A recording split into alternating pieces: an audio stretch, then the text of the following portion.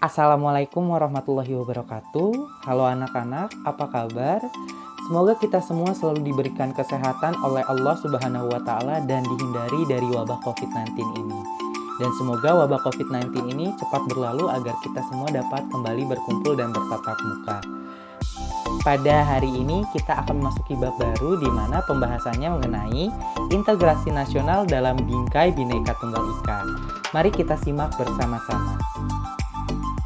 Adapun materi pembelajaran yang akan kita lalui, yang pertama itu ada kebinekaan bangsa Indonesia, lalu ada pentingnya konsep integrasi nasional, lalu kita juga akan pelajari faktor-faktor pembentuk integrasi nasional, lalu selanjutnya ada tantangan dalam menjaga keutuhan Negara Kesatuan Republik Indonesia, dan yang terakhir adalah peran serta warga negara dalam menjaga persatuan dan kesatuan bangsa. Nah, yang pertama ini ada pengertian. Secara etimologi, integrasi nasional adalah pembaruan suatu bangsa hingga menjadi kesatuan yang utuh dan juga bulat. Lalu secara politis, integrasi nasional merupakan penyatuan berbagai kelompok budaya dan sosial dalam kesatuan wilayah nasional yang membentuk suatu identitas nasional. Lalu secara antropologis, integrasi nasional merupakan proses penyesuaian di antara unsur-unsur kebudayaan yang berbeda, sehingga mencapai suatu kecocokan fungsi dalam kehidupan di masyarakat. Pendapat ahli mengenai integrasi. Yang pertama, Howard Wilkin. Integrasi bangsa berarti penyatuan bagian yang berbeda-beda dari suatu masyarakat menjadi suatu keseluruhan yang lebih utuh. Lalu yang selanjutnya ada Myron Weiner.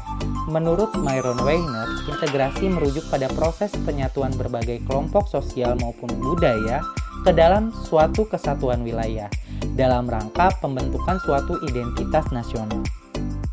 Selanjutnya ada tipe integrasi berdasarkan konsep yang dikonsepkan oleh Myron Weiner.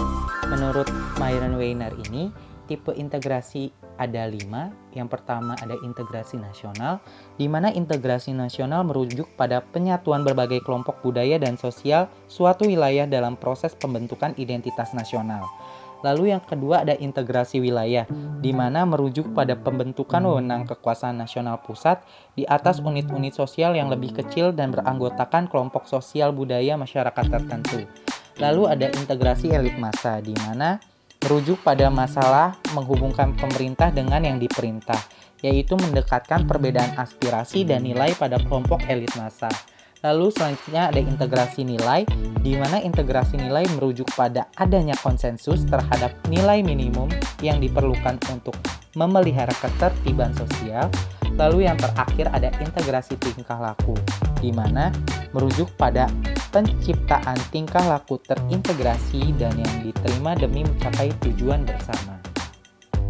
Syarat integrasi yang dikemukakan oleh William F. Ochbum dan Meyer Nipkow, di mana meliputi yang pertama anggota masyarakat yang saling menjaga keterikatan untuk memenuhi kebutuhan, lalu ada keberhasilan menciptakan kesepakatan bersama mengenai norma dan nilai, serta norma dan nilai yang berlaku dijalankan secara konsisten. Di sisi lain, Sunyoto Usman mengemukakan 3 faktor integrasi masyarakat. Yang pertama, kesepakatan masyarakat dalam menentukan nilai-nilai fundamental yang menjadi rujukan bersama. Lalu ada masyarakat dalam unit sosial yang memiliki kesatuan sosial sehingga menghasilkan loyalitas ganda, serta ketergantungan antar unit sosial untuk memenuhi kebutuhan ekonomi. Faktor pembentuk integrasi nasional. Faktor pembentuk integrasi nasional ini ada 2, yaitu faktor pendorong dan juga faktor penghambat. Yang pertama kita akan membahas tentang faktor pendorong atau faktor pembentuk.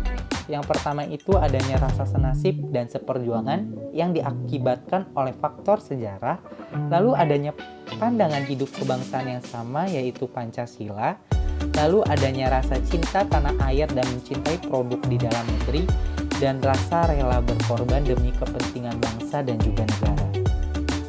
Selanjutnya ada faktor penghambat. Faktor penghambat integrasi nasional meliputi sikap anti toleran terhadap perbedaan kebudayaan dan kesukuan yang mengakibatkan gerakan separatisme dan kedaerahan. Lalu yang kedua ada ketimpangan dan ketidakmerataan hasil pembangunan. Lalu ada kurangnya kesadaran dari masyarakat Indonesia terhadap ancaman dan gangguan dari luar, dan yang terakhir ada masalah SARA, yaitu suku, agama, ras, dan juga antar golongan. Selain itu juga ada etnosentrisme, yaitu pandangan yang berpangkal pada kebudayaan sendiri yang disertai sikap meremehkan kebudayaan yang lainnya.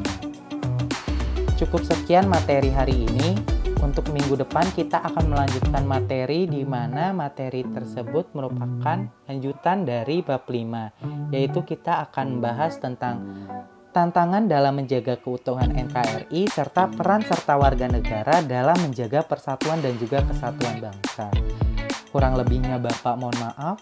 Wabillahi taufiq wal hidayah. Wassalamualaikum warahmatullahi wabarakatuh.